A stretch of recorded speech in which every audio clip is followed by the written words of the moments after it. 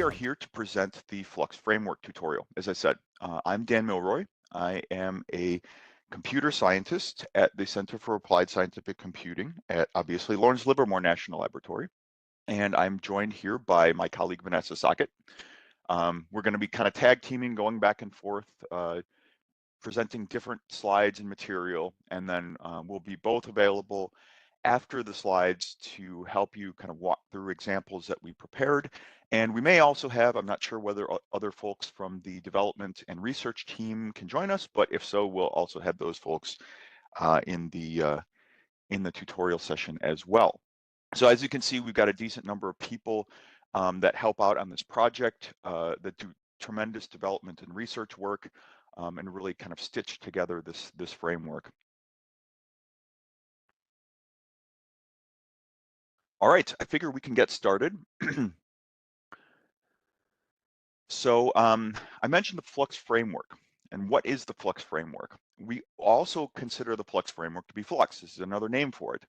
But it is a software framework that combines basically a system workload manager, or is a system workload manager, that combines two really important features. One is hierarchical job management, resource management, and also graph-based scheduling.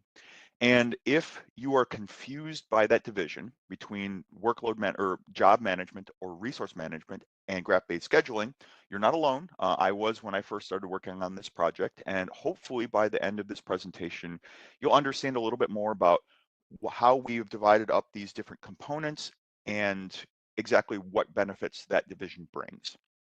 So as you saw, many of the contributors and researchers behind the Flux project in the intro slide, we have well over 15 contributors at this point. I think, in fact, actually over 20, including some of the principal engineers who created Slurm. And we have a lot of expertise, as you'll see, in container technologies, scheduling algorithms, and also cloud computing and integrations with cloud computing. So for those of you who aren't familiar with the term workload manager, I bet most of you are, but for those of you who aren't, we define workload manager to be something that receives units of work, and you can consider that to be scientific simulations, and that could be an ensemble of individual scientific simulations. And this workload manager makes sure that they are planned, mapped, assigned, executed, managed on typically many computers, or in particular a supercomputer. So an example of the type of workflow that Flux was designed to support, we have here kind of a complex, almost converged scientific workflow called the autonomous multiscale workflow. And this combines kind of traditional HPC features with services and messaging components into a coherent workflow. So it's got a multi-physics model that uses MPI. So this is kind of the traditional HPC component. And it also has a surrogate model. And the surrogate model or the multi-physics model execute depending on a decision that the UQ module makes. In other words, has it seen inputs that are close to these inputs in the past? If so, it will execute the fast surrogate model, which is a machine learning model, or it will execute the expensive multi-physics model. And if it does that, then it's going to save those input-output pairs in order to retrain the model itself. So you go through all these sorts of dynamic processes within this workflow, whereby you save input-output pairs and you use those to periodically retrain a model and then distribute that surrogate model back to the workers who are then going to perform more inference. So this combines also services like RabbitMQ. You can see we have Kosh databases. We have a daemon that's running in Kubernetes. We have all these components that need to be orchestrated together. And it turns out that that's very, very difficult to do with traditional workload managers and schedulers. So we also have new emerging workflows that have complex and heterogeneous components, much like AMS. But in this case, you see here MuMMI, or the Multiscale Machine Learned Modeling Infrastructure. This has actually been re-architected many, many times before. And initially, or many times when you've seen versions of this presentation, one of us has talked about the previous architecture of MuMMI and what that looked like and how that was already challenging workload managers at pre-exascale. Now this workflow has been redesigned many times, and it is it is now more tightly integrating cloud components. So we're seeing kind of movement towards converged computing. So I want to kind of walk through or highlight some of the different components of this workflow. So first, it has a machine learning or AI component, and that's the structure generator. Then we have a simulation component that's based on GROMACS at this point. There's an orchestrator, so that's a workflow manager, could be Maestro and Flux working together, or as you will see later, other methods in order to orchestrate this workflow. And then it has service components, much like you saw in the previous slide for AMS. It uses RabbitMQ. Now, how do these workload managers actually help? Well, they help in order to manage and schedule the heterogeneous resources. So think of like different architectures, CPU architectures, different accelerators, GPUs, devices, etc. And these need to be scheduled, managed, provisioned in a fair way. And that fair part is important as well. So I want to highlight that Flux is the system scheduler on El Capitan. And for those of you who haven't heard, El Cap debuted last year at #1 on the top 500 list. But we also, and when I say we, I mean the Flux framework team, have quite a bit of presence in the rest of the list too. So we're also managing and scheduling Tuolumne, which is also at the laboratory. We have El Dorado at Sandia, and then 3 other machines that were kind of early access machines to the Coral 2 systems like El Capitan and Tuolumne. But Flux actually deploys across clouds and virtual machines as well. We built up a lot of infrastructure and techniques in order to easily deploy Flux on a lot of cloud native technologies. So for example, in AWS, we've done a lot of work to make sure that Flux works with the Elastic Fabric adapter. We've done a lot of testing and research and experimentation to get Flux to work well on the HPC family of instances, whether that be within EKS, and that's the Elastic Kubernetes service, which you probably used in one other variant or previous variants of this tutorial, or on EC2 raw VMs. Now, we've also done a lot of work on Microsoft Azure to enable InfiniBand Fabric for AKS, and that is the Azure Kubernetes service, via kind of comparable instances like the standard HB120 v3s and others as well that support GPUs. And we also work on VM sets too. Finally, we've done quite a bit of work getting Flux to work with the tier 1 networking in Google, and this is on either GKE, and that's the Google Kubernetes engine, or Compute Engine itself, which provisions and manages virtual machines. So the point that I'm kind of trying to make on these previous 2 slides is that Flux is really agnostic as to where you run it. So it's designed to be the system level scheduler, exclusive scheduler for an HPC system. It's designed to run in user space under another resource manager. So think of Slurm, LSF, PBS, etc. As by itself on your laptop as a single Docker container, as an orchestrated set in Docker Compose, a full Flux cluster running inside Kubernetes. This is a mini cluster, which you'll see a little bit later. And we have kind of native virtual machine setups that work across clouds. So we've got all sorts of different wonderful deployment strategies that we've developed for Flux. Now, to step back a little bit and to give you a timeline for the Flux project, it really came about in 2012. That's when the project was established.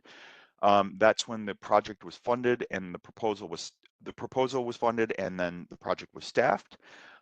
Went through its design and preliminary review in 2013. The first instance was launched in 2014, and Flux was originally designed to be launched underneath external resource managers and schedulers, and I'll talk about some of the advantages of that in just a bit.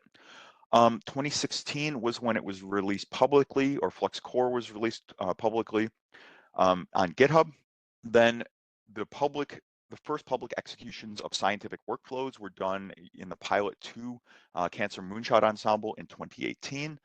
Then 2019, I think you probably noticed on the previous slides on MuMMI, MuMMI won the Best Paper Award at SC19. So we were running that workflow on Sierra at that point. Then the system instance, and this is the instance that actually manages and schedules the entire machine, was released in 2020. We had updated integrations for the MuMMI workflow and yet another SC paper in 2021. And then, as I mentioned before, in 2024, El Capitan debuted its #1 on the top 500, and again, Flux is managing and scheduling that system along with its sister system and other related or other systems like the one at Sandia Eldorado. So I've talked a lot about Flux being designed to handle more complex workflows. So let's get into a little bit about what makes Flux special and why it is that we needed yet another resource manager and scheduler. Well, I provided some hints when I talked about how MuMMI has been re-architected a bunch of times. When it was initially designed, it was extremely difficult to set up and deploy, given all the different components, because it had requirements for flexibility, for portability, and yet specificity in terms of exactly where different components of it would run in order to make sure that the workflow performed well. So all those capabilities together, kind of components plus portability plus flexibility plus performance, meant that those types of workflows would challenge existing resource managers and schedulers. So we came up with some of the needs that were exemplified by these workflows, and then going forward in the future, kind of converged workflows that are integrating more cloud technologies. So emerging workflows and systems really need a flexible resource model. So think of flow-based resources like network, power, storage to a degree, and then some other future resource that we haven't even thought of yet. They're typically not easily integrated into existing schedulers. If you want to define new resources, a lot of times you have to restart the scheduler, which can be kind of inflexible and difficult. However, we present a flexible resource model, and I'll talk about that in a little bit, or Vanessa will talk about that in a little bit, which can express effectively arbitrary resources, and as I said, kind of those that don't even exist yet. I mentioned before the characteristics and the capabilities of a hierarchical design. Well, it really facilitates portability, among other things that I'll talk about in just a moment. So the resource manager or Flux can be thought of as a job or instantiated as a job under itself or another resource manager. And that kind of speaks to the need for portability. So the resource manager itself can be a portability layer. Think of it as you need to program your workload or workflow to Flux. And once you've done that, you can transport it across other resource managers, including cloud resource managers, without having to restructure your workload or workflow. As I said, kind of re-emphasizing that we support deployments on Kubernetes, on, of course, native HPC, and on virtual machines as well, both in system space and in user space. Okay, one of the other features that is afforded by the hierarchical design is scheduler configurability. So you may ask yourself, well, do you want only one scheduling algorithm? Do all components of your workload actually only need one workload manager or one scheduling algorithm? And if you answered no, then, or you answered no to only wanting one queue algorithm, then we've got a solution for you. And that is, again, using the hierarchical and modular capabilities of Flux.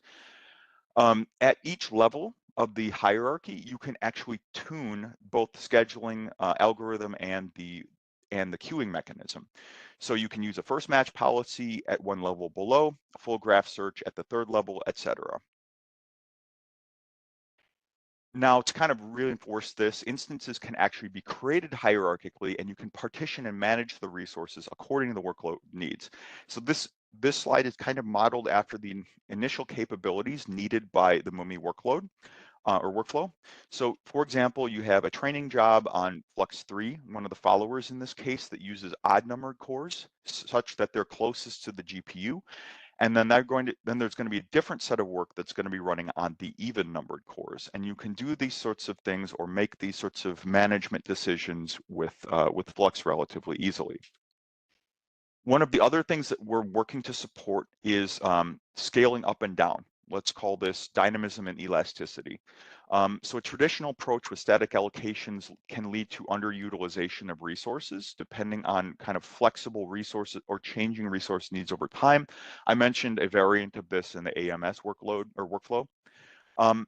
We are working really hard to support kind of end-to-end elasticity, both in the scheduler component and the core component. We support some forms of elasticity now, and we're working really hard to make sure that, as I said, we have support all the way through the infrastructure for it. If you're curious about specifically what we support, I have a few slides at the end where I'll talk about where we are in terms of elasticity. All right, so with that, I'm going to hand over to Vanessa so she can talk about the architecture and projects. All right, so I'm going to be talking about Flux architecture and projects. So why is Flux a framework? Flux is a framework because it's actually several different projects that when you put them together, they manifest in the workload manager that we know as Flux. This is really great from a design perspective for developers because it means you can take these components, put them together in creative ways to come up with new applications. So for example, we've taken Flux sched.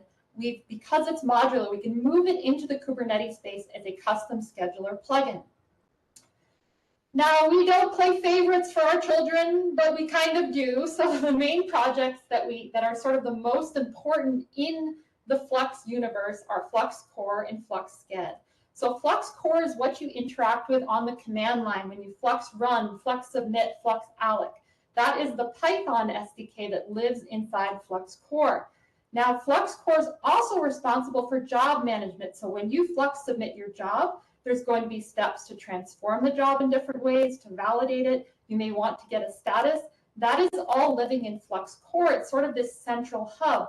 This also means that's where messages and events are sort of primary located. So Flux core is going to be sending and receiving messages to other components. One of those main components, of course, is Flux sched. Flux sched is also known as Fluxion. So if you hear the term Fluxion out there, that's what we're talking about. And it is the main scheduler for Flux framework. So what does it provide you? Well, it's going to give you a resource definition. This is a serialization format for your resources. This can be in JSON or XML and a few other formats. It also comes with a really rich set of queuing algorithms. So for example, first come, first serve, add backfilling. Those are all sort of modular within the library, so you can look at them, you can understand them. You could also probably write your own if you're interested. And of course, the very important component of Flux sched is the resource graph.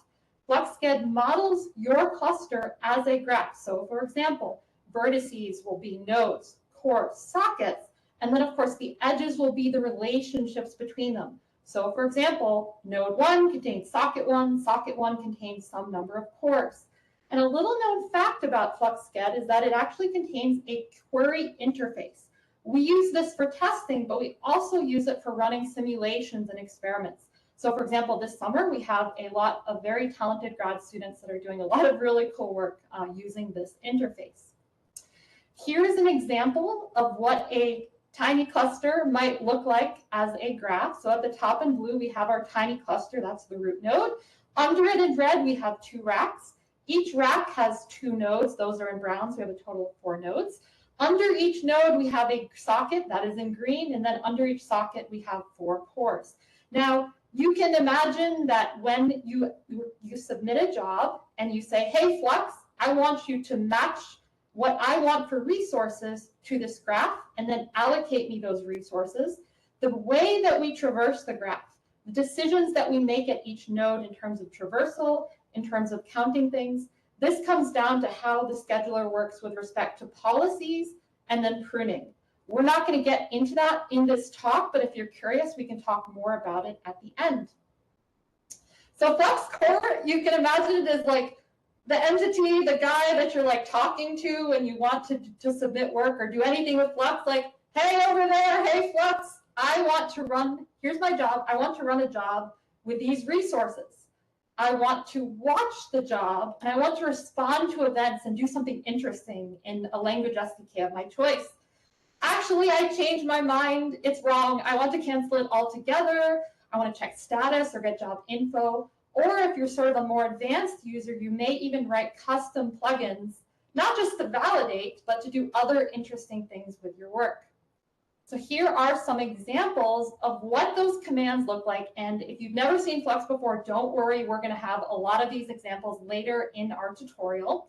Here's an example of saying, OK, I want to run a job, my app, with 4 nodes and 384 cores. So Flux Run is blocking. That means that, for example, if you Flux Run lamps, you're going to see each line of lamps appear on the terminal until the job finishes, and then it will give it to you back. If you don't want it to be blocking, you use Flux Submit. So we can Flux Submit the exact same work, and instead of seeing lamps, we're just going to see the job identifier right there. And then you can take that job identifier and you can further interact with it to get information, status, that sort of thing. Now, the set of commands that are analogous to this in kind of the batch space are alloc and batch. So if I write a batch script that has some number of Flux directives and commands in it, that I can use Flux batch, again, the same number of resources, and that's going to create a new instance, then run that work in the instance. That is non-interactive. Of course, if you want to actually shell into your Flux instance, poke around, run things, have fun, that's what you would use Flux alloc for. That is the interactive allocation variant. Alrighty, so I am now going to hand it back to Dan, who's going to tell you about some updates to Flux since our presentation last year. All right, I am going to assume everyone can see that. Looks like it's operating properly. Interrupt me if otherwise. Looks good. All right, so yeah, we did a lot of improvements since last year. So for those of you who saw this this tutorial last year, we talked about improving scalability, resiliency, etc., and a lot of that was in anticipation of the deployment on the full LCAP scale. And as you noticed, we deployed on LCAP, so we did solve quite a bit of problems. We tackled quite a bit of issues that cropped up as you move toward 10,000 nodes and above. So we actually included some new features too, like batch submission directives. We made improvements to multi-user job signal handling.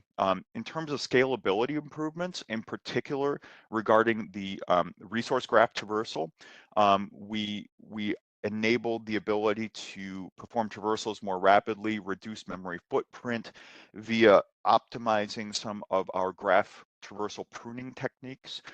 We also improved queue throughput by making the queue much more asynchronous. We enabled faster string comparisons via string internal class, and that also translated to reduced memory footprint. As folks were asking, I believe in chat before, we support some elasticity, not full end-to-end elasticity. We're working toward that. Currently, we support grow and shrink of the resource graph, which is not the same thing as growing and shrinking the resource management component. We do support shrink of job resources. In other words, this is typically via what we call housekeeping. So think of these as like epilogue scripts. We're working currently on presenting that as kind of a porcelain interface for users to be able to hand back resources for large jobs. We currently support increasing the size of a running instance via marking resources as up. So think of this as analogous to how the Slurm Power Management plugin works. We have a lot of in-progress work to enable, again, as I said, the end-to-end features for elasticity, like adding brokers dynamically to running instances, and that's going to enable detection of new resources and then full integration into the scheduling component too. We have a whip out or work in progress PR out to grow an allocation, which then, of course, you can extend that to growing an allocation hierarchically, which is going to be our next step. Okay, I mentioned that we improved resiliency. In particular, we enabled resilient batch jobs, which are tolerant to losing compute nodes. We refactored, or we enabled the capacity in the scheduler to reload with running jobs, to change kind of the scheduling configuration a little bit without losing those running jobs. We now have support in the environment variables for using mustache templates. We have custom scheduling policies in the resource module. We enabled that. In terms of the Python API and interfaces, we now have a queueless class, which enables you to, or allows you to perform changes to configuration, status, the queues, the queue counts, etc. We now have resource and job events via a journal consumer interface, and we have support for running jobs under system D with C group constraints. We have a host or a slew of new commands. There's Flux Archive, host list. You can take a look at the man pages for details on these.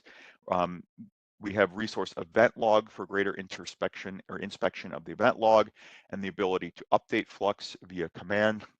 We have the ability to debug and observe or increased observability for what some of the overlay is doing and what the component modules are doing via Flux module trace and overlay trace. And we have the ability to start from recovery files. So you can take a look at the Flux start minus recovery option. We can also do a batch with a dump option. You can take a look at that, how you can actually output some recovery files.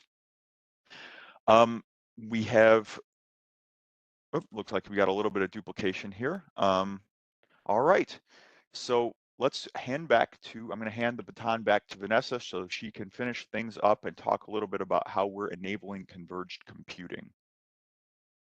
Alrighty, so I'm going to be talking about converged computing. This is an area that continues to be exciting to me. We have been working on converged computing for several years now, and it continues to be exciting and it continues to be very relevant. So what is converged computing? Converged computing is really combining the best of both worlds between cloud and HPC. So you can imagine that both spaces have features that we really like. In HPC, we have tightly coupled applications. We have very sophisticated scheduling for a very heterogeneous hardware, sophisticated queuing. Cloud, though, also has a lot of really nice features: automation, portability, orchestration.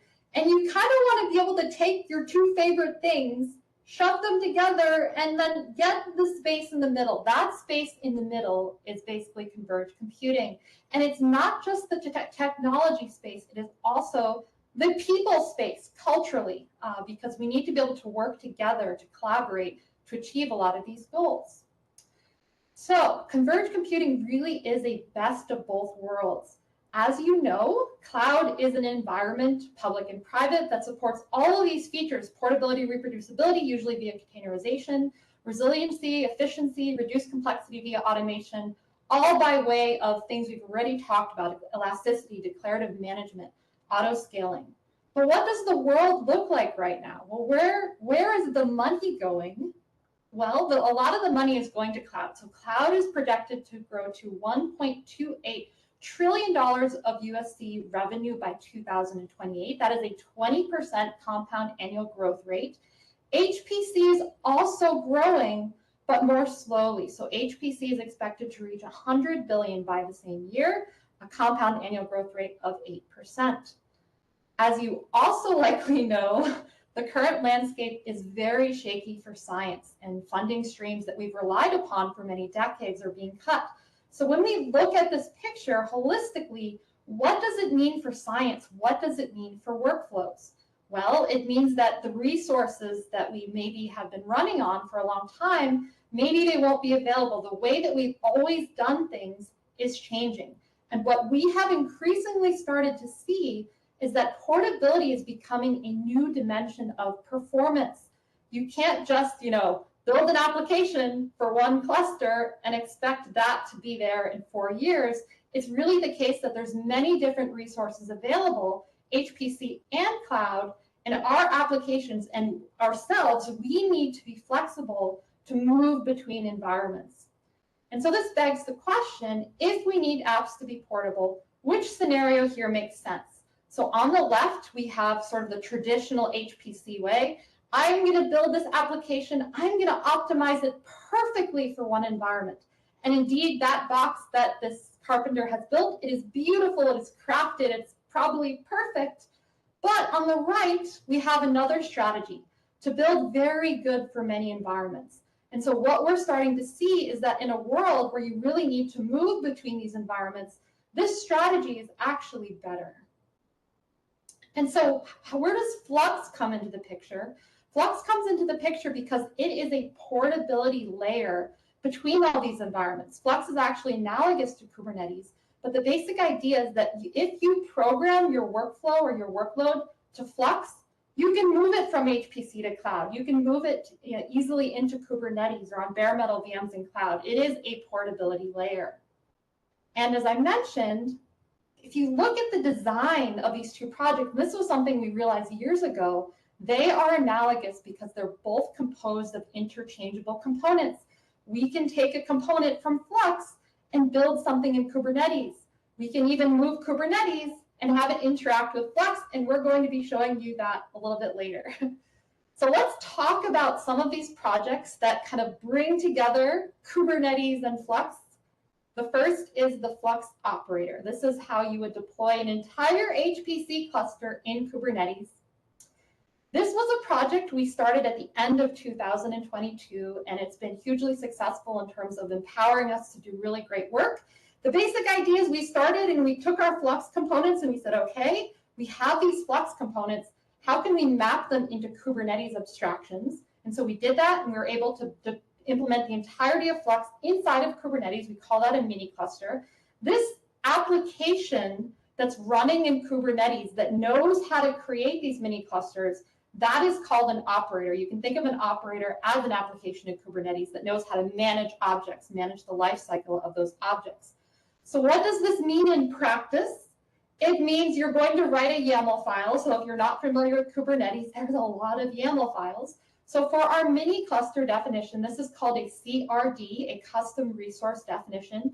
You might start with your application container. By the way, the application container does not need to contain any component of Flux. Flux is added on the fly by the operator. If you're running your MiniCluster as a job, meaning that you're going to bring it up, it's going to run the application and complete, then you would give a command. The other alternative is that you're actually bringing up an interactive cluster that you can shell into and do all your things and then bring it down when you're done. And of course, you would want to size the number of nodes. So the basic idea is that you're defining the cluster that you want. You give that to the Flux operator. The Flux operator looks at the cluster that you want. It looks at the state of Kubernetes, and it keeps making incremental changes, and that's what's called reconciling, until the state of Kubernetes matches the state that it needs to be to support your cluster. What is that state? Well, if we look here on the right, what we have is some number of pods. So each pod has a Flux broker. There's one lead broker, and then there's several follower brokers. The mapping is 1-to-1. We do that because HWLock is used to discover resources, and if there was more than one per physical node, we would actually be discovering more resources than we have. You get oversubscription. You can do that if you really want to, but we don't advocate for that design. The purple is what we call the T-bone, the tree-based overlay network that supports communications between the nodes. A really cool piece of work, this is new from this year. So to kind of step back to last year, August 2024, we did a huge performance study across clouds, Kubernetes. And what we realized very quickly is that even with Kubernetes that has declarative management and a lot of automation, we were doing a lot of manual work. You know, we would apply the YAML file, create the cluster. We have to shell in, interact with Flux, you know, save the logs, push them to a registry. It was a lot. And we said, you know, we don't want to do that again. That was too hard. And so what we created are what are called Helm charts. So Helm is actually considered a package manager for Kubernetes. It is not a package manager as we would think about one. It is technically a templating engine. But what this will afford you to do is to have basically a command. So right here on the left, what we're looking at is AMG 2023. With one Helm install, we can define our application parameters. So you see the problem size, the processor topology. We can define our mini cluster design, so the size, the number of nodes, the tasks, how we want the output logs to be generated, and the experiment design. So for example, run across all nodes, do this number of iterations. Maybe you just have a single node benchmark, or maybe you have a point-to-point benchmark such as OSU latency. And you literally can copy-paste that once and then step back and watch. Everything, it will bring up the cluster, it will orchestrate the experiments, you'll get the logs in your Kubernetes output, and then everything will come down. And you can watch music videos and enjoy it while it's going on. So we have about 37 applications, and we have a paper that will be coming, that will be submitted soon that talks about this setup. Another really cool part of this setup is that there is a sidecar. So a sidecar is basically a container that runs alongside your application that provides programs with eBPF. So the eBPF is the extended Berkeley packet filter. So while your application is running, you can look at basically anything that's going on in the kernel. It's a very low overhead way of doing this. And we talk about some of the overhead in this paper. Now, many people have different views of eBPF. I think eBPF is sort of this untapped, really cool technology that the HPC community, that will really help the HPC community in cloud. Why is that? Cloud does not typically expose performance counters unless you use very specialized instance types. Okay, so let's talk about a really exciting setup. So what I just talked about was like taking an HPC scheduler and moving it into cloud. But guess what? Converged computing is bi-directional. So user space Kubernetes and Flux is based on the idea of like, well, let's take Kubernetes and bring it back to our bare metal. Let's best utilize the resources that we have. Let's get all those great features that we want, the automation, the modularity via Kubernetes on the clusters that already exist. I don't want to build a new cluster. And so this is a project that we like to call the bare metal bros. So we have been working on this for several years. We started on premises with a private virtual machine cluster we called the Star Trek cluster. We realized very quickly that networking was an issue. It's because there's a component called slurp for net NS that requires packets to move through an additional tap device. It adds about 2 times overhead to running your application.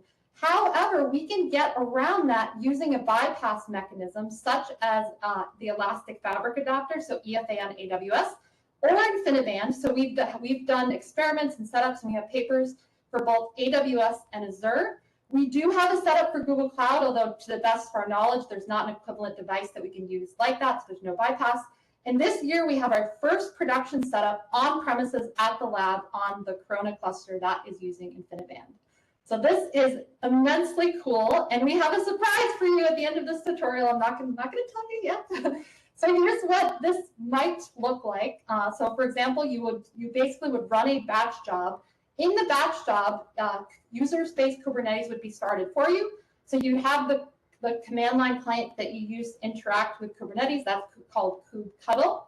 And you'd also have Flux. So on the bare metal, you might be running simulations, right? But in Kubernetes or user space Kubernetes, you might bring up a machine learning server or a message queue or a database. Anything that needs to be orchestrated in that space, you can then have your simulations interact with those services. And it's all brought up in the context of a batch job, and it all is brought down when you're all done. Alrighty, so let's start the engines. I'm going to show you how to basically just open up the notebook, and folks can follow along and do this as we go. We are not entirely done with the talk, but I want to make sure that you know how to do this. So if you go to tutorial.fluxframework.org, you will see what looks like a Jupyter Hub interface, and it sort of is. So basically, if folks want to go there now and log in, so I'm going to be Dinosaur, and the password is, and Dan, if you can post this in the chat for folks, that would be helpful, Fluxtastic-HPCIC in all caps, and then 2025. And so I'm just going to kick this off so it starts loading. I just need to refresh that's just the browser cache. Dinosaur. Okay, don't save that. So that will start loading. Okay, I'm going to go back to my slides. Alrighty, so the surprise for you that we have this year, so normally for our tutorials, we use the Jupyter Spawner. That means that in the past, you have gone to that interface and you've logged in and you've gotten a pod in a Kubernetes cluster. This year, we're like, you know what would be really cool if we let people test out user space Kubernetes alongside Flux. And so we built a new EC2 Spawner that will give you an environment that has user space Kubernetes and Flux. We've revamped all of our notebooks, and we also have a new notebook that has some of that content. I'm going to be showing that to you. You aren't getting a pod, you are getting an entire node. It is an HPC 7G 16X large that has 64 cores. It's a Graviton 3 AWS processor, one of my favorite AWS nodes. And of course, as this little cute hamster points out, dark mode is perhaps the greatest accomplishment of all of mankind because it's just great. Okay, so one difference in the tutorial content this year is we're kind of framing it as a choose your own adventure. The reason is because we realize there's a huge breadth of experience levels in our audience, and we don't want to kind of enforce that, you know, if you've been here every year, you're like, I'm tired of learning about how to Flux run. I was doing this 3 years ago. So you can choose the chapter here based on your interest and based on your experience level. So if you've never used Flux before and you want to learn the basics, chapter 1 will be for you. This is our introduction to Flux. If you, for example, develop workflow tools or you want to interact with Flux and Python, get a Python SDK, chapter 2 goes into detail about how to use Flux Python. Chapter 3 is for the folks that like learning interesting tricks. So that is what we call Flux plumbing. This is where you're going to learn about Flux Archive, how you can basically move data between nodes without having a shared file system. And one of my favorite commands, Flux exec, to kind of send commands between nodes. Chapter 4 is the new chapter. This is Flux with user space Kubernetes. And this is super cool. We'll have you start running lamps on the bare metal, or basically on the virtual machine instance. Then you're going to run it in user space Kubernetes with the Flux operator. Then we have the Kubeflow trainer, so some AI ML training. And then we finish up with a cool interactive kind of simulation that uses both at the same time. So let me give you a sense quickly of what this environment, what you're interacting with, so you understand when you shell into a notebook, like what's under the hood. So what you're looking at here is what you would expect on a production cluster. So this is under a batch job. In this environment, there's going to be one Kubernetes component, whether that's the control plane or a kubelet, backed to a physical node of the Flux broker. So for example, UHPC0 has a control plane, UHPC1 has a kubelet. And on the right, you are going to have rootless Podman or Docker, along with kind of these standard Kubernetes components. So when you go to that interface for the spawner, you start on the hub. So that's on the left. You see the login. You log in. When you get to your notebook, so this is the launcher page that you'll see. By the way, there is a dark mode. I think it's under tools or settings for those that are blinded by the light like I am. So I want to point out that when we start with the Flux start command, we give a test size equals 4. And I want to explain what that means. Now, if I had just done Flux start Jupyter Lab, Flux would see the actual resources of the node. It would say, okay, there's one node with 64 cores. However, a lot of our examples warrant having more than one node and say, so when we add test size equals 4, that's sort of emulating that you have 4 nodes. So basically, you'll do Flux resource list, and you will see that you have 4 nodes and 256 cores. I need to point this out because you do not actually have 4 nodes and 256 cores. So just keep this in mind. If you go wild and crazy with running lamps and you really up the problem size, that you can break things. Don't oversubscribe your job. I mean, you can if you want, but it's your node. And the reason this is a little bit different than the setup that we would have on a production cluster is because we do only bring up one control plane or one Kubernetes component for you to interact with in the space. And this is emulating sort of a traditional batch job, how you would use that on HPC. The best we can do for a cloud tutorial today. And the last thing I'll point out, which is so immensely cool, is that just think about this for a second. So you are on your VM, you're on your HPC 7G instance, and you have Flux as essentially the system scheduler, but it's emulating a job. Under Flux, we're deploying user space Kubernetes. When you run lamps in Kubernetes, you are deploying Flux via the Flux operator. So we have Flux in Kubernetes, in Flux, and then in there, that's where you're running lamps. This is the ultimate turducken, folks. And if you don't know what a turducken is, we have a link to teach you all about turduckens on Wikipedia in the tutorial. I realize that not everyone knows what that is. A quick primer on Kubernetes, if you've never used it before. kubectl, or sometimes pronounced kubectl, is how you interact with your Kubernetes cluster.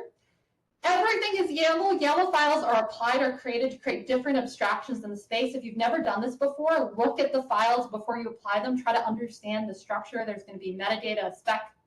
A pod is the smallest unit of abstraction that you can create. It is basically a holder for some number of containers in a resource set. Like, okay, I want to run my application with engine X, and I want it to have this specific set of resources. A job was added with the batch working group. So the batch working group was created in 2022. And it was the first time, because of all this AI ML workloads that were starting, that there was an abstraction in Kubernetes that would start, be running, and then complete. Because traditionally, Kubernetes was used for like keeping your website running, and there wasn't this desire to have a completed state. All right, so we're going to jump back to the tutorial. And I want to point out that we do have a survey that we'd like your feedback on. We'll remind you again at the end of this talk. I also want to point out that we have an immense set of collaborators, academic and industry, and we think this is really important to really do good work in converged computing, and we are immensely grateful for all of these collaborations. So, on that note, I think we can open it up for questions. First question, just reading out, is can we post the link to the survey in the chat? Yes. I don't have the link though. I do have the link. I will grab it for you.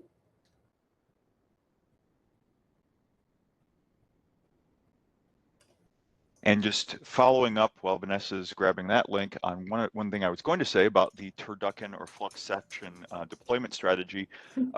Yeah, it's probably not the most useful in production, but the fact that you can do it is indicative of the flexibility of the deployment, and what would be useful about that setup would be deploying Kubernetes or Usernetes in particular underneath Flux as a job, because that's something that converged workflows are really demanding right now.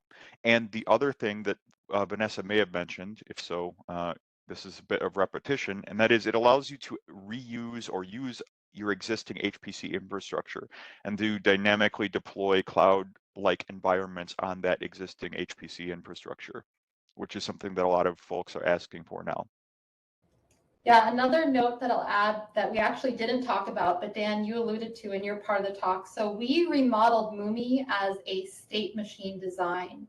And so that design is based on having a back kind of infrastructure that delivers events. So because both Kubernetes and Flux are able, you can basically watch for events, we can run MuMMI as a sequence of steps, each an independent state machine on both bare metal with Flux and in Kubernetes. You run the same state machines in both environments. And we have a paper that we just submit that basically goes through kind of the workflow overheads of these environments. And it's really cool work. So I will extemporize a bit on a few questions that came up, I think are related. I'm not sure, I think a couple of different folks asked them. And I know this is probably confusing. I don't know that we did a great job at this, is kind of delineating between a workflow and a workload, and what a workflow manager is versus what a workload manager is. And I think that's kind of key. Someone asked a really important question, like, are there overlapping capabilities between Maestro and Flux or other workflow managers in Flux? And my answer to that is no, and that's by design. We want to make sure that we deal with what we're best at, and that's workloads. I almost made that mistake. So what we kind of think of as the differentiating factor between workflow and workload manager is the workflow manages a directed acyclic graph. So it models a workflow as a DAG and then submits components like vertices of that workflow to a workload manager, which manages that component or that task as a job. And then dependencies can be expressed both in the DAG and in the workload manager. But I guess more broadly speaking, we think of the workflow manager as higher level, workload manager as lower level, more akin to or integrated with resource management and scheduling of specific resources. But of course, there's a tight interplay between those two. I think Vanessa mentioned this, but we have plugins for a lot of common workflow managers that will enable execution of tasks on Flux or by Flux from the workflow managers. So hopefully that's not too confusing. If you have any more questions about that, we're happy to talk about it. One other thing I'll mention, there was another really great question about, and this was related to the workflow versus workload kind of implicitly. I believe Jack was asking about managing, or how does Flux model resources, and implicitly, like, is that a DAG? Not really. It's so Vanessa talked about this a little bit. Currently, the resource graph is a directed graph, but it's a tree representation, and it represents kind of vertices as, think of them like nodes, cores, memory, etc. Generally, and then the relationships between them as kind of containment. So the edges would be like a node contains a core or contains a socket. And then in order to match a request for resources or a job request to that graph, we perform a traversal operation. So a depth first search traversal that uses all sorts of pruning strategies in order to optimize that search. So it's not actually representing a workflow as a DAG, it's representing the resources and then picking which ones are suitable for a particular request. I'll add one point to the discussion on workflow versus workload. Flux does provide handles that make it easy for workflow managers to do things. So for example, you can specify depends on to be able to say like this step B depends on this step A. And so that's a very simple abstraction, but when you add that to a workflow manager that knows how to put things together, possibly is using the Python SDK, you can build your more complex DAG.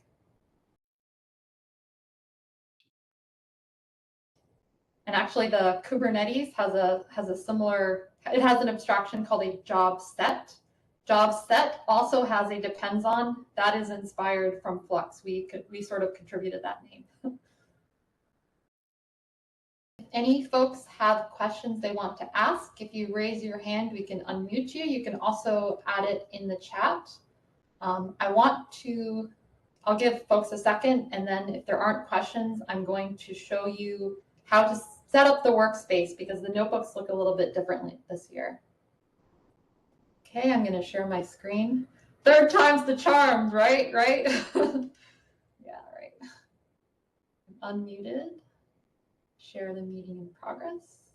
Alrighty, so this is dark mode. It's beautiful. And I want to show you how to set up the workspace so it's kind of pleasant to work in. So this year, we actually took many of our notebooks, and instead of like awkwardly executing Flux commands in the IPython notebook, which doesn't make a lot of sense, we refactored it to be Markdown. And so what you can do is you can click this icon here, Terminal. If you're not in the launcher, you can do File, New, Terminal. That's right there.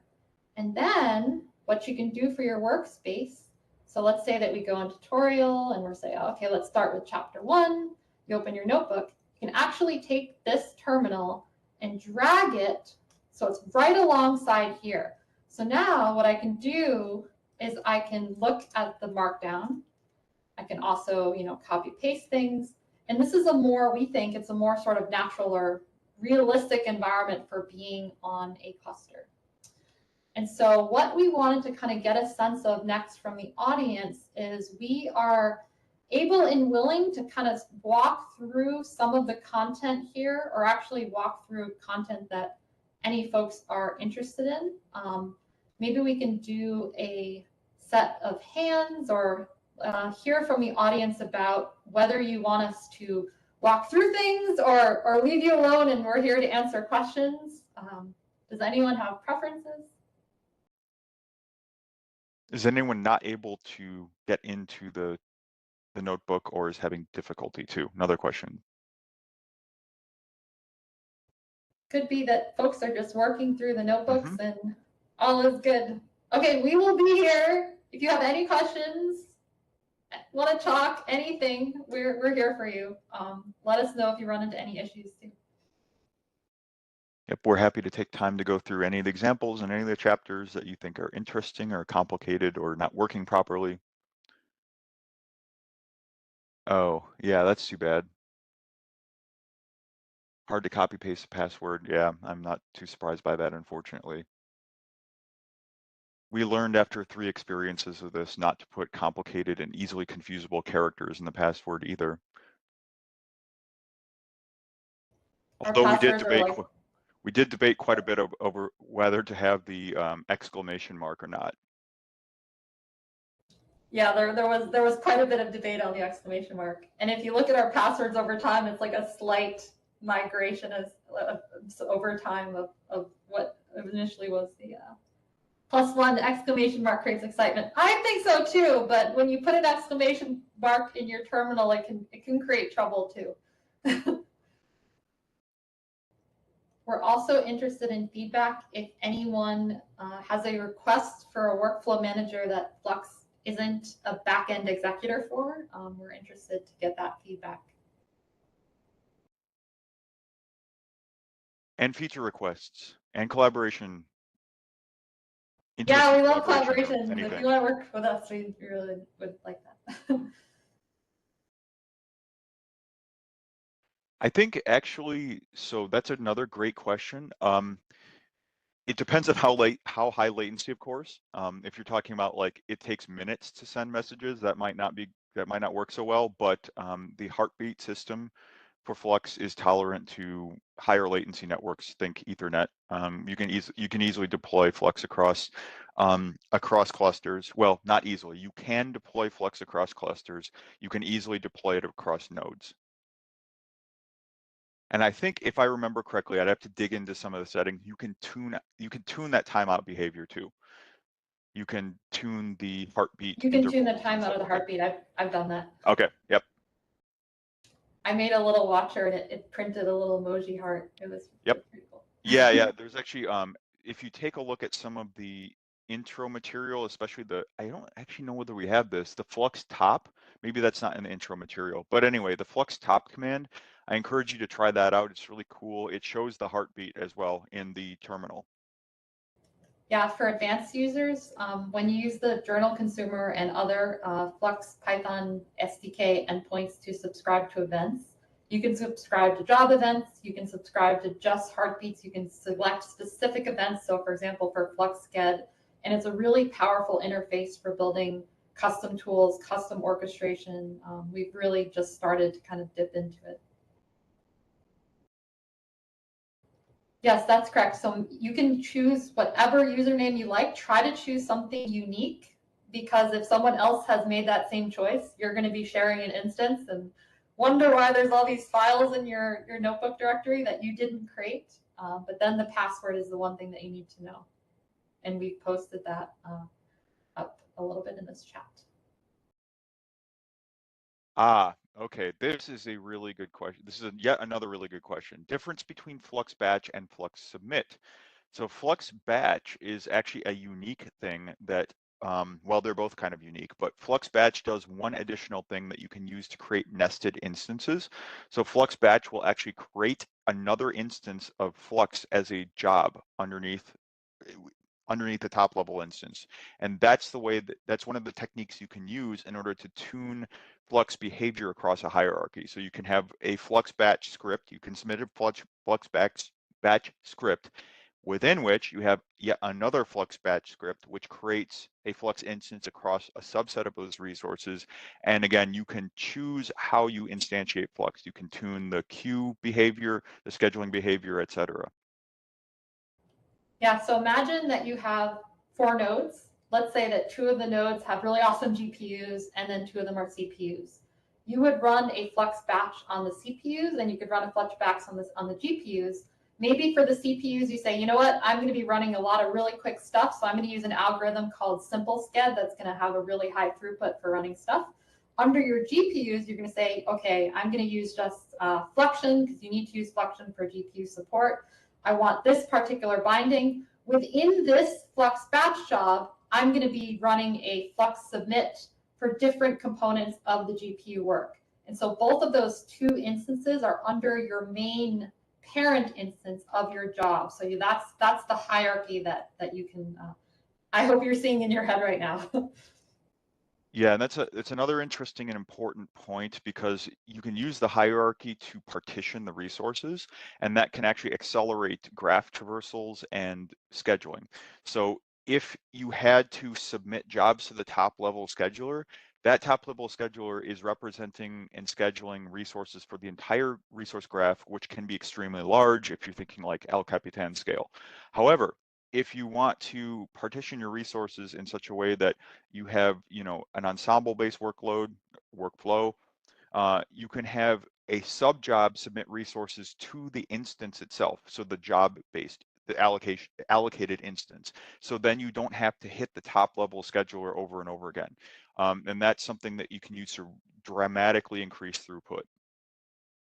Yeah, Flux Submit executes the program that you provide as the first program within the enclosing Flux instance.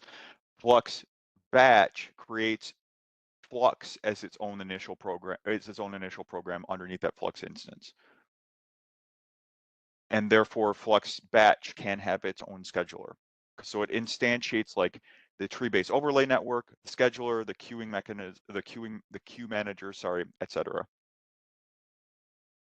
Oh, it looks like we got another question about unsetting the LD library path. I actually didn't notice that. So I don't think that's actually required. I think that's just showing you an example of using env remove as a command line parameter. Because we didn't need label IO. We probably should have just done like pancakes or something, not LD library path, because that's kind of an important one. that one actually means something, unlike the pancakes, you know. Anyway, Eric, circling back to your question, I hope I answered your question earlier. Your understanding is correct. Yeah, so by default, we have, I forget the name, we have sort of a curly F that, so this is configurable, but in the Flux job identifier. Now, there is a part in the Python, is it the Python tutorial? Yeah, in the Python tutorial that will show you all of the different ways you can represent a job ID. So you can remove that curly F, because I've been in environments where it does really weird things to the terminal. You can just have a regular F. You can represent it decimal, integer, different kind of hex formats. You can represent it as an emoji, and you can also represent it in words. So for example, imagine if you're calling the hotline, you're like, hello hotline, I'm having trouble with my job. You could read a long number, or you could read a sequence of words that's actually much easier to understand. So yes, the Flux job name does have a curly F. I don't know the story behind that. Probably Tom Scoglin would be the right one to ask about that, but it doesn't have to have a Unicode character. Yeah, it has to do with the 58-bit encoding and also the high likelihood of generating unique job IDs across a Flux hierarchy. It's a Florin character. I unfortunately don't remember why that was chosen either. I was looking for the documentation on that. I remember reading it at some point. Tom or Jim or Mark would know the answer to that question a little bit better. But it is something that enables generation of unique job IDs across a hierarchy with extremely low likelihood of collision. Yeah, Flux job last is also one of my favorite commands, because it's so nice. A lot of times you want to submit something and then interact with it, and you don't have to get the identifier. You just, either you just reference Flux job last or you pipe that into a variable. It's very useful.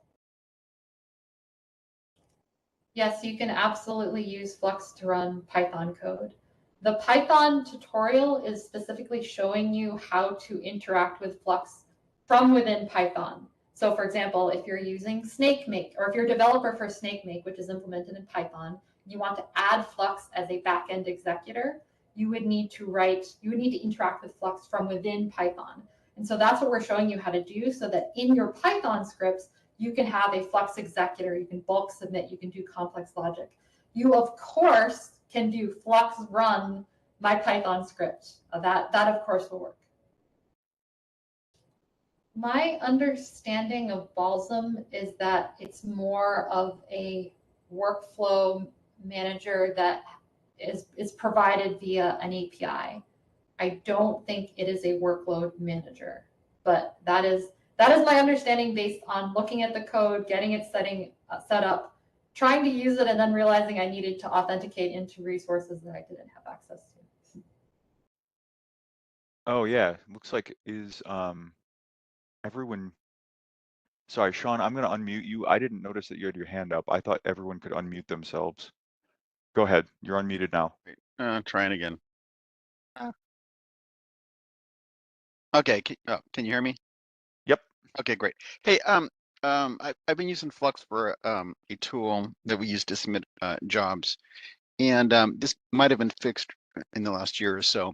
But I had an issue where I was given Flux mini jobs, 1,000 jobs or something like that. And there wasn't enough resources, so they would queue up and wait, which is fine. But the issue was I would also give them a timeout. I'd say run for 30 minutes. And a while back, I haven't, that 30 minutes started for when I submitted the job and not when the job actually started to run. So my jobs would start up and immediately, or, quit because they'd used up all their time waiting. Is that sound right, or has that been worked on, or am I off base? So there have been there's some corner cases where basically the idea is the enclosing Flux instance has a timeline as well because it is a job. So if you submit jobs that are going to take longer than that, we debated quite a bit about what the default behavior of that should be. Like, should it just not accept that job? Should it truncate the length of the job, etc.? Am I understanding your question basically? I think so, yeah. Yeah, so we did do quite a bit of development on that. I struggle to remember what that issue was. I can look for that really quickly, and if you've got some different desired behavior for that, we're happy to talk about it. We might be able to pass on some parameter that would say, instead of just rejecting that job, truncate it. But best of my memory, what we did is we decided to reject the jobs because that was the most expected. We thought that would be the expected behavior for most people, but we also recognize that other things would be useful too. So let me see if I can find that issue. Okay. Yeah, I worked around it, just heads up. The tool I have is called ATS. We use it for regression testing. But Okay, I've heard of it. And I kind of worked around it by having ATS just kind of track a little bit of tracking of how many jobs it could run at the same time, and then it would throttle. So it'd say, once it hit the limit, it would stop giving jobs to Flux, and then that kind of worked around it. But it'd be great if we could just give all 1,000 jobs or whatever to Flux and have, without having to do that bookkeeping. Okay, yeah, that makes sense. That's a good use case. Okay, I'll mute myself. Thank you. Sure. Yeah, sorry, I didn't realize people couldn't unmute themselves. Yeah, if I'm going to try to track the hands better, it's a little bit tricky, unfortunately, because the window that I track the attendees doesn't, it's a little bit cut off too. So feel free to drop a message in chat and then we can selectively unmute you. And it looks like there was another comment about GNU parallel inspiration for Flux bulk submit. Yeah, absolutely. Yeah, I think that was the original motivation for Flux bulk submit. The syntax is quite similar. Yeah, I think this is in our resources, but we have a Flux cheat sheet that has some cool commands, and bulk submit is one of them. I will share that in the chat. Okay, so going back to the question about the funny F, I finally found the documentation on this. Sorry, it took me so long.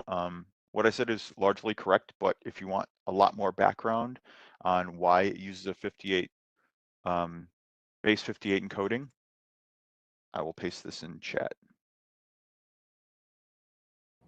And one high-level detail, so that that repository, the read the docs for that particular documentation page that's under Flux RFC, that's how our developers maintain all of kind of the detailed documentation about how things work in those RFCs. So generally, when you're looking for the details of how something works beyond like a tutorial or a cheat sheet, this would be the place to come and search. It's on Read the Docs. And for folks that are going to be attending SC25 this year in November, we have a tutorial with AWS, and we are going to be demonstrating one of the workflows that Dan mentioned earlier, MuMMI, running with the Flux Operator in EKS, and it's going to be really fun. So we hope to see you there. Sean, I dug around in the documentation, or I should say the pull request for Flux sched, and I found the discussion that I was referring to before. It doesn't look like it is in an issue. I'll paste this in, and if you want, you can create an issue on Flux sched where we can discuss exposing the ability to truncate the jobs to the user. It's definitely something we went back and forth on, as you'll be able to see in this discussion, the pull request. That is a good question. So the notebooks themselves are on GitHub. Right now, they're in a branch that will be merged into main. What you won't, so in the past, when we deployed the tutorial in Kubernetes, that means that you can actually run the entire thing just as a container on your local machine. Because we're on an EC2 instance now that requires user space Kubernetes, you could technically run the first 3 still from a container, but Kubernetes is not going to easily deploy from a single Docker container. So partially yes, to answer your question. And I can share a link to where I can probably merge it in now. Oh, another great question. I just saw this. Can Flux be installed in any HPC machines, or is there something specific about running it at LLNL? Nope. The reason we're running it at LLNL is that we developed it, but it's actually run all around the world. I don't even know how many deployment sites we have at this point. You can run Flux underneath any workload manager, well, just about any workload manager you want.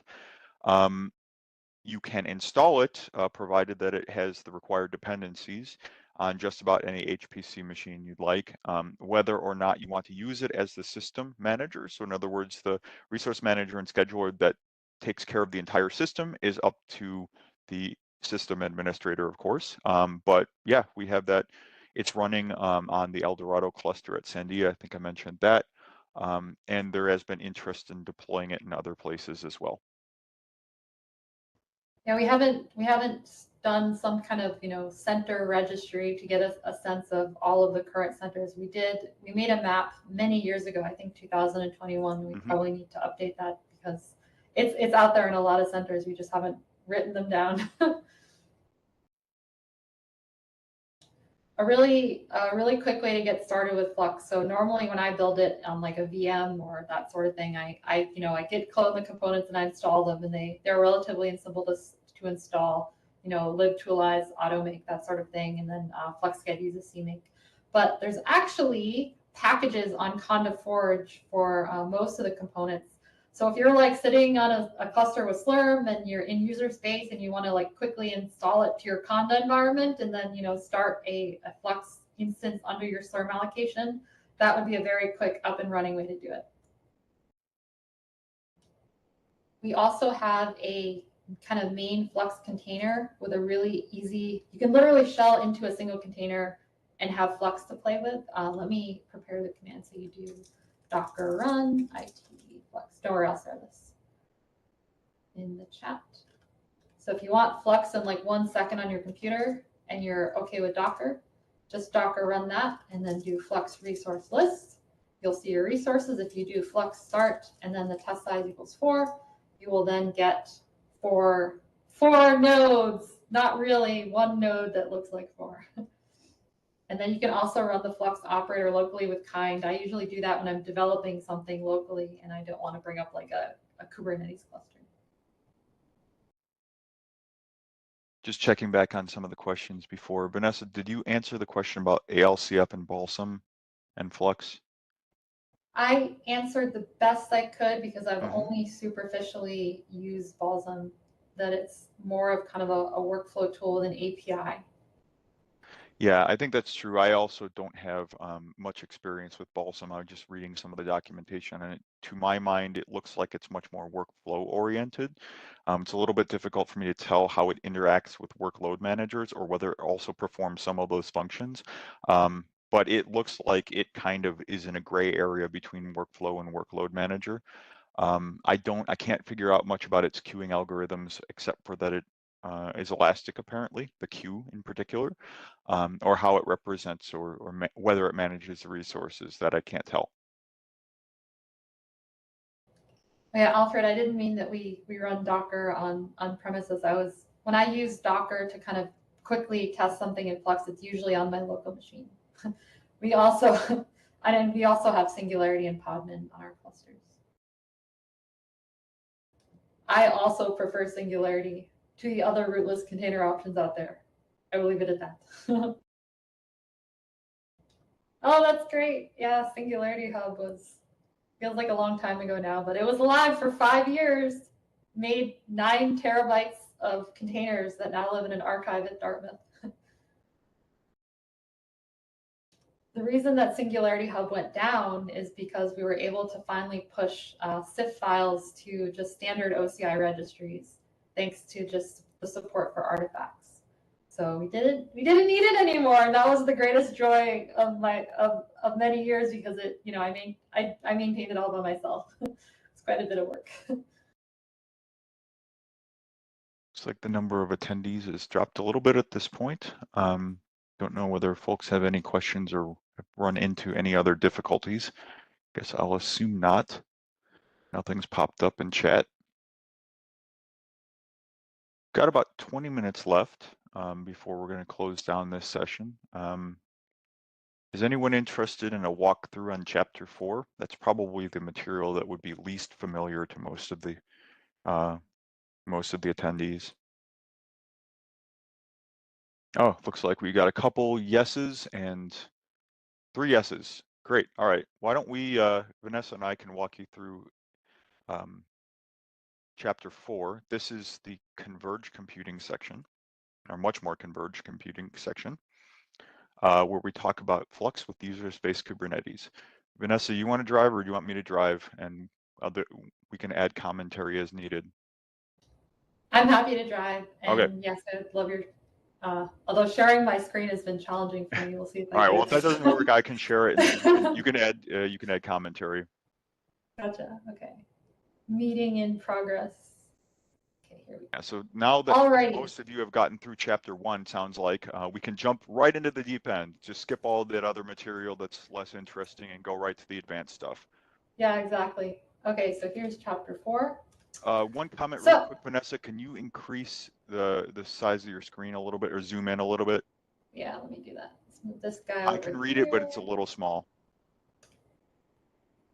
That's better. I can read that. Let me know in chat if that looks good. Yeah, do folks want that bigger, or? Okay, well, tell me if there's questions or you want me to stop.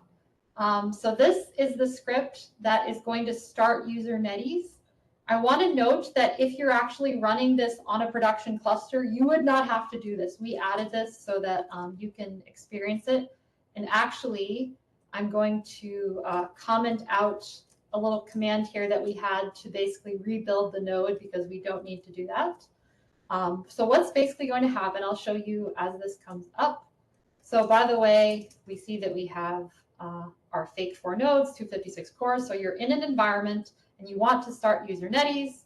So we are going to run bash home Ubuntu start usernetes. Okay, so what's happening is that it's saying, okay, I have Docker for my container. It's checking pre-flight. What that's doing is it's checking different kernel modules. I'm wondering, this seems a little slow, so we might actually want to have rebuilt the container. No, actually, that's pretty good. So when you bring up usernetes, there's many different components that are created. There's different volumes that are created for what is essentially the kubelet, which is going to be a container that's running in the space. So that's what corresponds to var, opt, etc, as you'd imagine. The usernetes node is what is running that main kubelet. There's also this network, and so the network is what's going to be using like Flannel, which is basically just Ethernet, but typically you use a bypass mechanism. This instance type, the HPC7G, does have support for EFA, but because you only have one node, it didn't really make sense to add it to this particular tutorial. So the last thing that it's going to do after creation is that in order to interact with Kubernetes, you need to export this kubeconfig environment variable. Now that's in the case that it's in a location that isn't a default. So the default is actually in your home in a little directory .kube and then config. So what we do when we create this cluster is we basically copy that file there, and that's how you as the user, the kubectl command, you discover your different cluster resources. And so then we're basically going to be using kubectl to interact with our nodes in different ways. This coming up is a little bit slow. So just to give you some background, we pre-built this image on the node so you wouldn't have to build it. It doesn't take immensely long, but I think in practice, because we've been switching back and forth between instance types, There's a slight difference maybe in the graviton. It's graviton, I think it was 3E versus 3. And so that has shown to be a little bit slower for some components. So I'm not totally sure. I don't know, Dan, if you have comment about that. Well, I'm testing it by rebuilding, and we'll see. Okay, we'll race. Who's going to win? Yep, who's going to win? So by default, there's actually 2 roles that a node can take on. So when you first what's being brought up here is actually a control plane. The control plane is exactly what it sounds like. It's sort of a central management node for your cluster. So this is where the scheduler is going to live. A cluster can technically have more than one control plane. So if you have like a really big cluster, in practice, I have never had a cluster that has needed to have more than one control plane. If you're not running a control plane, then you're running a kubelet. And so what happens when you have multiple nodes is that the control plane comes up, all of your kubelets can come up at the same time. They are passed what's called a join command, which is basically the standard authentication handshake, like, hello, I know the secret for joining the cluster. And then they can all join that control plane at the same time. So even when you're starting user space Kubernetes on many nodes, in practice, it won't take more than maybe a couple of minutes to come up.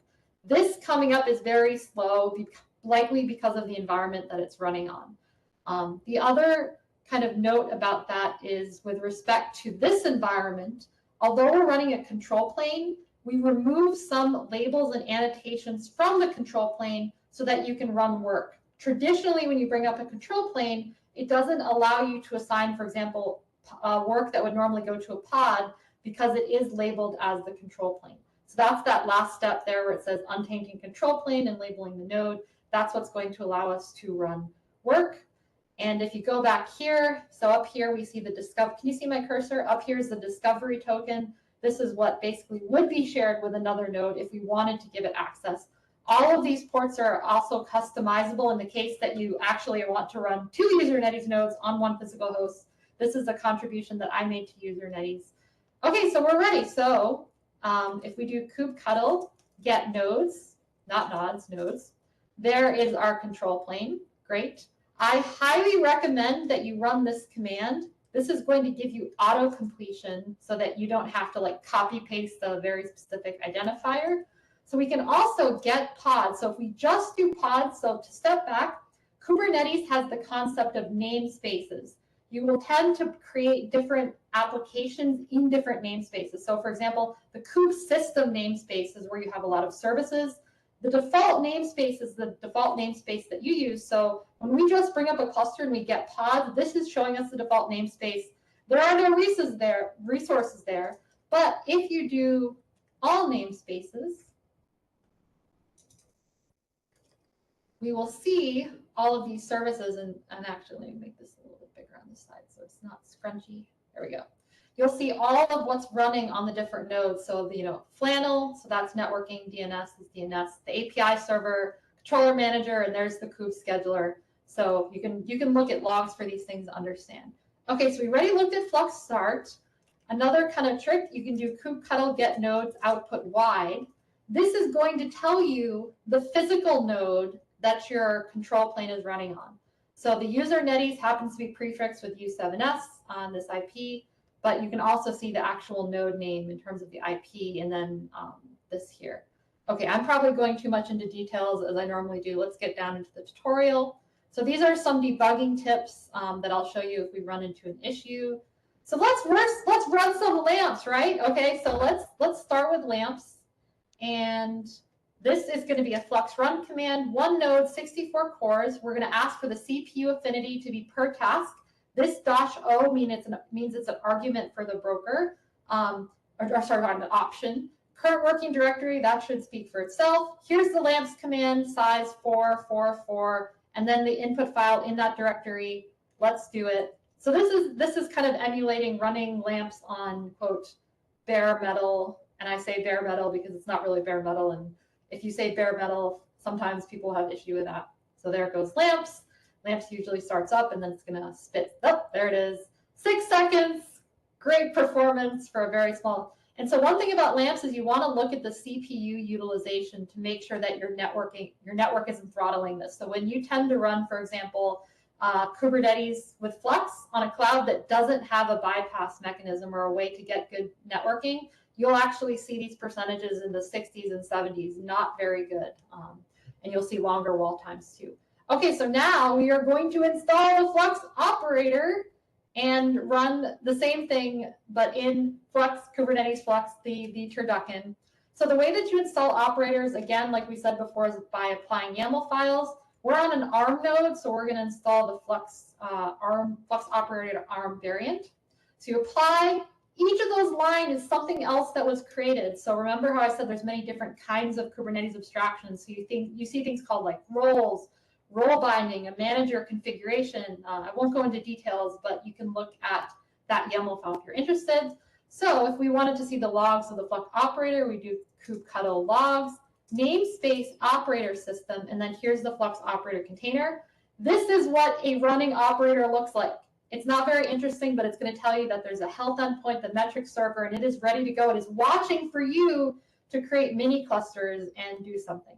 So we're going to be creating this mini cluster for lamps. Let's take a look at that. Put this guy over here. No, not like that. Yeah, like that. Okay. So in these custom resource definitions, and actually any Kubernetes abstraction, you're generally going to have the section up here that says, this is what this thing is. This could be a job. It could be a pod. This is a mini cluster, an API version that coincides with that. Metadata. The spec is where the goodness is. So this is going to create a mini cluster size 1, 64 tasks, so using the full node. Logging quiet just means that we're not going to see output from Flux. If you needed to debug, you'd want to turn that on. Here are options for Flux itself. So for example, we're changing the view, the way that Flux is installed to match our system. So this needs to be ARM. And here's our main application container. This container does not have Flux in it. It has lamps and EFA, although we're not using EFA. We're going to say, okay, this is the working directory that I want. This is the command. And because by default, with these rootless containers, they bind a very small amount of memory to dev SHM, we have this special, this volume type where we add an empty directory so that we get the entire shared memory of the host. Probably too much information, but I figured I'd give that to you. So let's create our cluster. I probably should have done this before I started talking about it so that we could start pulling the container. So when you create something in Kubernetes, you do kubectl apply or kubectl create. I usually do apply.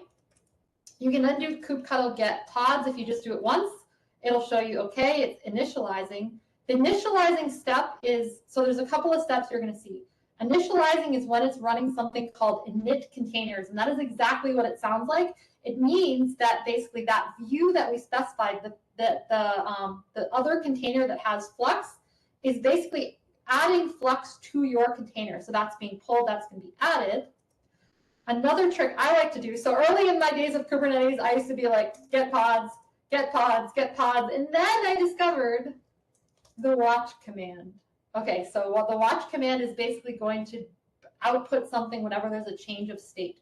So pod initializing, that means that we've gotten to the point where we're actually pulling containers. And I do need to note that when you are doing experiments in the cloud, so once you pull a container to a node, it will be cached on the node. So if we pulled this container and we ran it and then we pulled it again, it would be very quick because the node has cached the container. However, the first time when you have to pull it, you really need to keep this in mind when you're doing a cost estimation for your nodes, because there are containers for AI/ML that are so chunky, they can take between 4 to 8 minutes, sometimes even longer, to pull once. And if, knowing the cost of GPUs, if you don't account that for your experiments, you're going to have a bad surprise. You're going to have a bad day. So please account for that. So this is still pulling. While that's pulling, let's look at some ways to look at pods. So if we do kubectl get pods, get pod, and let's do Flux sample. So by the way, this abstraction under the Flux operator is called an index job. So it is a job. However, indexed means that we're creating different replicas of the same container. In that case, one of the replicas is the lead broker. The rest of the replicas will be the workers. And so let's say that we wanted to look at this particular pod. So this index here, that 0, that means that it's the lead broker. If we had another worker, that would be 1, 2, 3, etc. So if we do output YAML, you'll see a YAML representation of your pod. And this is really useful when you need to, you know, look at something, debug something. It's going to have everything from the affinity. So this is going to do that mapping of 1-to-1. It has your containers and your command. The job completion index. So this is something that's automatically added to the job. So it's an environment variable that you can use to get the index of the container. Let's see. Lots of good stuff. So the config maps can be volumes. Another thing that's very handy to do is to output JSON and then to pipe it into JQ. So JQR means raw. And then you can do like metadata, spell it correctly though, metadata. And then I could say like, okay, I want metadata, labels, and I want, you know, the namespace or something like that. So that's a very nice programmatic way to get metadata. Let's check on our polling. Oh, it's done. We missed it. Okay, great. So when you want to see your log, so this is what I was talking about in terms of a job having, you know, a state. It starts, it was running, and we missed it, and now it's complete. But it's okay. The reason that the job stays there in that completed state, and there's actually a time limit where it'll eventually disappear. It's not actually taking up any resource in the cluster now. It's just there so you can look at it. So we can do kubectl logs, flux sample 0. There's lamps, and guess what? It also ran in 6 seconds, if you remember before our lamps. And the CPU utilization is basically the same. So that was lamps. And here's an example of how to get the lead broker. I showed you this, items at 0 metadata.name. Then you could, oh yeah, so another thing that I can't show you well because the job is done, but when you add F, that would basically keep the log hanging. So a lot of times when we're running experiments, we'll do F, and then we'll have it streaming into a log. So we can see it while it's particularly running if you use T. Okay, so I noted that the job is still there. So if I do kubectl get pods, I can still see it's completed, but maybe I want it to, you know, clean up. So I'll delete it. Now it's gone. Okay, great. Let's see how we're doing for time. Oh, we have 5 minutes. So what do folks want to see? Do we want to see, let's see, I can show you Kubeflow Trainer, MuMMI. I think we should do this one. So I want to quickly show you an example of running lamps orchestrated with Flux in a really cool way. So what we're going to do now is install something called Ingress. So this is going to allow us to interact with ports in our cluster from our hosts, because by default you can create networking spaces within sort of components of your cluster, but to get it back to the host, you usually need something that is akin to Ingress and to expose ports. So we're going to be creating an ML server deployment, this guy, and I probably don't have time to go over those details. So I'll basically say that it's going to be a deployment and then different endpoints and services for us to interact with. So let's create that. Hopefully the poll isn't too long for the containers. Okay, we just created the ingress.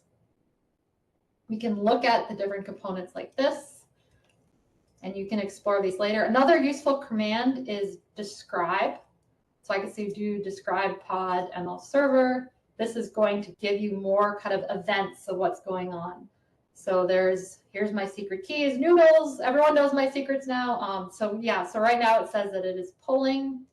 Hopefully, so I'll show you watch now. Get pod watch. Oh, it's running. Okay, that's great. So this is a server. So it's not going to complete, which is probably good for us. So let's first do some training, shall we? So I have a script. Oh yeah, so we can actually test this command. So this would be me interacting with the API, with curl. There it is. This is a server I built called Django River ML. It is a streaming machine learning server, meaning it is hosting models. You send data to it to train, and you send data to it to predict. So what we have here is a script that is going to create models in that server, and they are going to have very entertaining names. Let's see, what are they going to be called?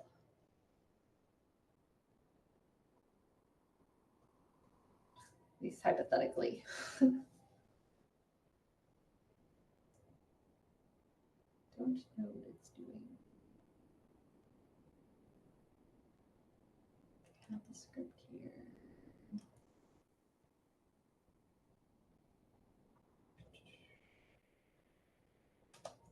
Okay, I'm not actually sure what it's doing. Oh, there we go. seems, so we have Boopy Banana, Chocolate Carrot, etc. That also shouldn't take very long. I'm not sure what's going on. So let me just quickly show you training, and then we'll probably have to end soon. So what this is going to do is this is going to basically run lamps, randomly selecting parameters from a range. So it's saying, okay, running iteration 0, which shows an XYZ. It is taking those parameters and then the lamp's runtime, sending them to the server, to each of the 3 models, and then saying, okay, use this data to train. And so it's going to do this for 20 iterations. And then we have another script that basically just switches the endpoint and says, okay, I'm going to run lamps again. I'm going to give you the X, Y, and Z, and I'm not going to give you the runtime. You give me a prediction for the runtime. And then at the end, it will show you the different parameters. And so we won't have time to get through this, because actually a better model, you want to do more than 20 iterations. But this is what I ran earlier. This was actually on a much smaller instance, the T4G2 extra large. And let's see, I believe, yeah, Gassy Nunchucks did very well with an R-squared error of 0.88. So we are at time. I'll point out that there are examples of running some MuMMI components, and then an AI ML training job. Take a look at Kubeflow Trainer. It's a great project. It is what the community is using in the larger sense for training in AI ML. From a design strategy standpoint, I think we will do much better off using the tools and the methods to deploy these ML training and inference that the larger community is using, as opposed to developing our, what's our in-house kind of niche tools that there's only like 3 developers for. Alrighty, we are out of time. I guess if there's any questions, we'll take it. I can stay a few minutes over, but thank you everyone for coming. If you have further questions, please contact us. We have a Slack. You can post us a question on GitHub. You can email us. You could send me a carrier pigeon, but let me know he's coming so I open the door and I don't like push him away. If you haven't yet, please fill out the survey and let us know how we can do better next year. I kind of like walking through the tutorial content. I get a sense we should do that more next year after we answer some brief questions. So thanks again, everyone.